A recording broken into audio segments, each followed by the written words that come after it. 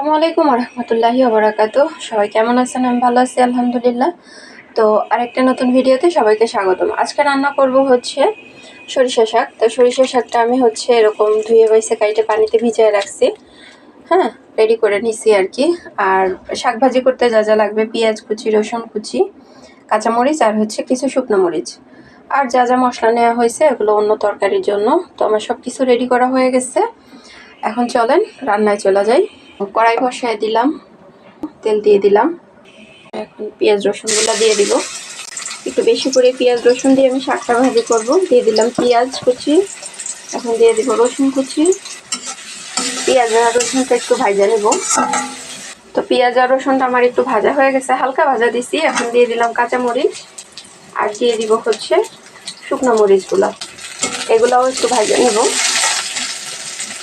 তো এই যে আমি হচ্ছে কতক্ষণ তেলের উপরে পেঁয়াজ রসুন শুকনো মরিচ কাঁচামরিচ এটা হচ্ছে একটু টাইলা নিচ্ছি। এখন শাকটা দিয়ে দিব, দিয়ে দিব একটু লবণ। শাকটা থেকে এখনই পানি ওঠা শুরু করছে। শাকটা সুন্দর, একদম অনেক সুন্দর তাজা ছিল। তো এখন শাকটা হচ্ছে ঢাইকে রান্না করব। তো চলেন দেখি শাকের কি অবস্থা।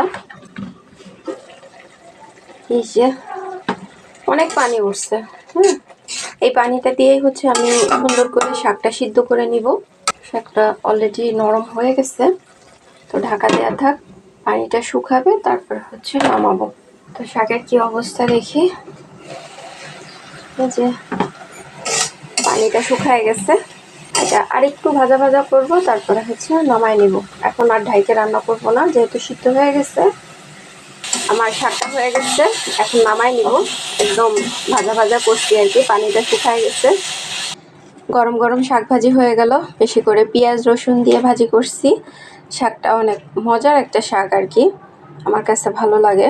তো এই জন্য আর কি আমি আপনাদের সাথে রেসিপিটা শেয়ার করলাম। তো কেমন হয়েছে সবাই জানাবেন। আবার দেখা হবে অন্য কোনো ভিডিওতে। সেই পর্যন্ত সবাই ভালো থাকবেন। আল্লাহ হাফেজ।